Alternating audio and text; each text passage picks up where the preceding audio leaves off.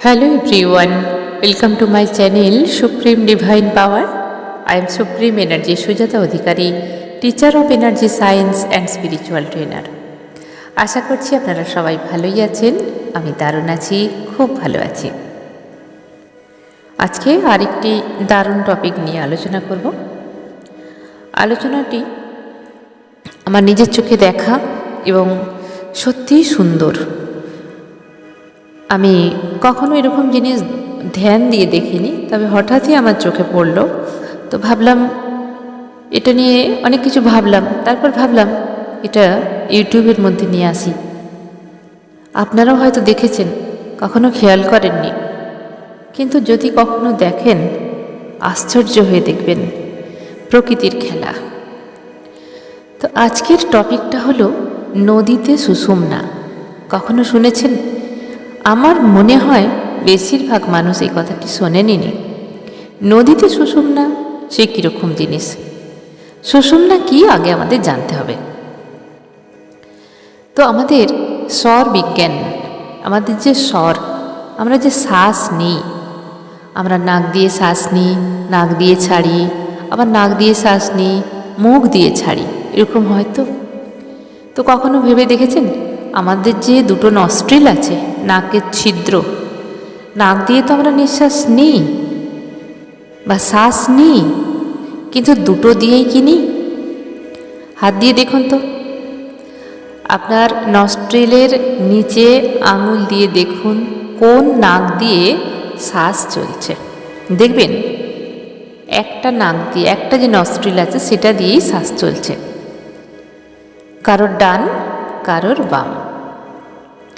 ডান দিয়ে যেটা চলে সেটা হলো সূর্যনাড়ি, আর বাম দিয়ে যখন চলে সেটা হলো চন্দ্রনাড়ি বা ইড়া পিঙ্গলা বলা হয়। কখনো কখনো এই দুটো নস্ট্রিল দিয়েই শ্বাস চলে। সেটা কখন হয়? 1 ঘন্টা ছাড়া একবার এটা হয়। কখনো চেক করেছেন? যারা স্বরবিজ্ঞান জানেন তারা করেন অবশ্যই বা জানেন, কিন্তু যারা স্বরবিজ্ঞান জানে না, এই স্বরের রহস্য জানেন না, তারা দেখুন আপনার যে কোনো একটা নস্ট্রিল দিয়ে যে শ্বাস নিচ্ছেন, আবার সেটা দিয়েই বাইরে আসছে, দুটো দিয়ে একসঙ্গে হচ্ছে না। তো দুটো দিয়ে খুব রেয়ার হয়, 1 ঘন্টা ছাড়া ছাড়া হয় এবং স্টে করে 1 মিনিট 1.5 মিনিট এরকম, বেশিক্ষণ কিন্তু হয় না। তো সেটা হচ্ছে চেঞ্জিং হয়। যেমন ডান নাক দিয়ে শ্বাস নিচ্ছেন এবং বাইরে বেরিয়ে আসছে, সেটা যখন চেঞ্জ হবে 1 ঘন্টা পরে, ওই সময় দুটো নস্ট্রিল দিয়ে কিন্তু শ্বাস পড়বে। কতক্ষণ ডিউরেশন হচ্ছে? 1 মিনিট 1.5 মিনিট এরকম হয়, কারোর 1 মিনিট হয়, কারোর 1.5 মিনিটের আশপাশ এরকম হয়। তো একে বলা হয় সুষুম্না। তখন না ডান দিয়ে চলে না বাঁ দিয়ে চলে, দুটো দিয়েই একসঙ্গে চলে, একে বলা হয় সুষুম্না। এবার প্রকৃতির মধ্যে কখন হয়? প্রকৃতির মধ্যে বলা হয় এটাকে ব্রহ্ম মুহূর্ত বা ব্রাহ্ম মুহূর্ত। এটা কখন হয়? খুব সকালে, যখন রাত শেষ হয়ে দিনে প্রবেশ করছে, সেটাকে বলা হয় ব্রাহ্ম মুহূর্ত। মানে রাত শেষ হচ্ছে দিনের শুরুতে, ঠিক মিডিল, না দিন না রাত। ঠিক সন্ধ্যাবেলাও এরকম একটা টাইম আছে যখন দিন শেষ হচ্ছে আর সন্ধ্যা শুরু হচ্ছে, ঠিক সেই সময় আসে ব্রাহ্ম মুহূর্ত। না দিন না রাত, মিডল অফ দ্য পয়েন্ট। প্রকৃতিতে যা হয়, আমি ভিডিওতে কখনো কখনো বলে থাকি, যা ব্রহ্মাণ্ডে তা ভাণ্ডে।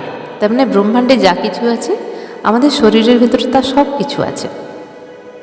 এগুলো যোগীরা অনেক আগেই বলে দিয়ে গেছেন। তো এই যে সুষুম্না, সুষুম্না মানেই হয়ে গেল একদম মিডল অফ দ্য পয়েন্ট, স্থির, যাকে বলে ব্যালেন্স। সেই সময় কোনো কিছু নেই, না দিন না রাত, না সূর্যনাড়ি না চন্দ্রনাড়ি, তাকে বলা হয় ব্যালেন্স।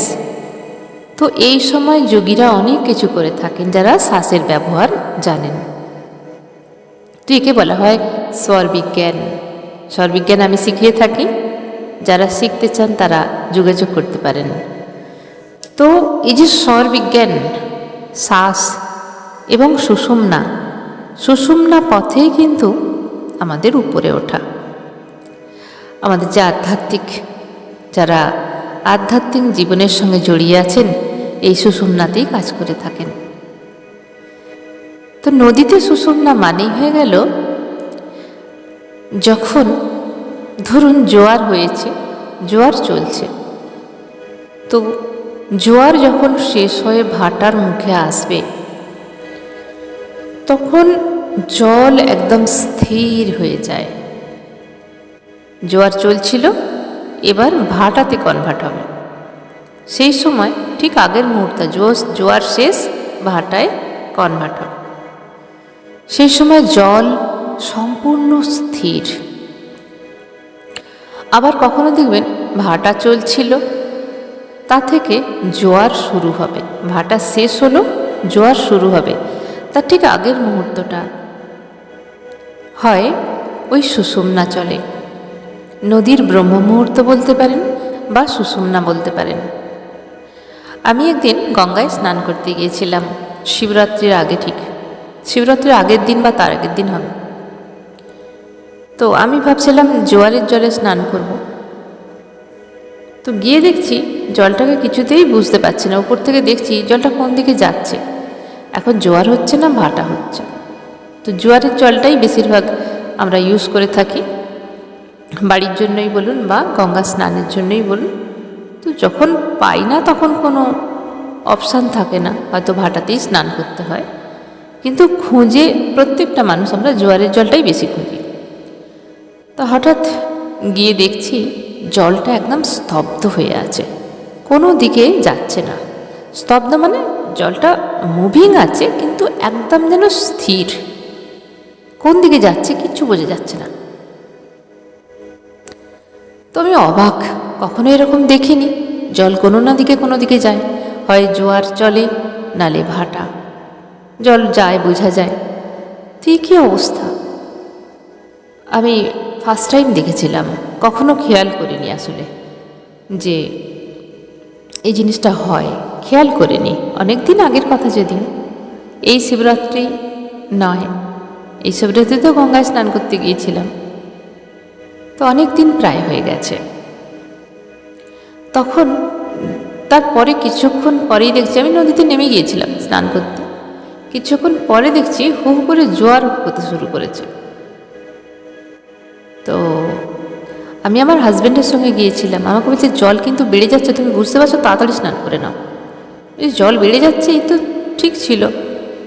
তারপর দেখি জোয়ার শুরু হয়ে গেল। প্রকৃতির কি চমৎকার লীলা, ব্রহ্মাণ্ডে যা আছে প্রকৃতিতে তা আছে এবং আমাদের শরীরেও তা আছে। সেদিন আমি সুষুম্নায় স্নান করেছিলাম।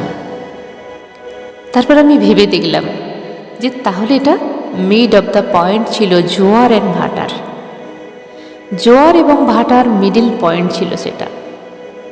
এবং ওই সময়টুকু বেশিক্ষণ স্টে করে না, ঠিক জানা নেই, তবে হয়তো ওই 1-1.5 মিনিটই হবে।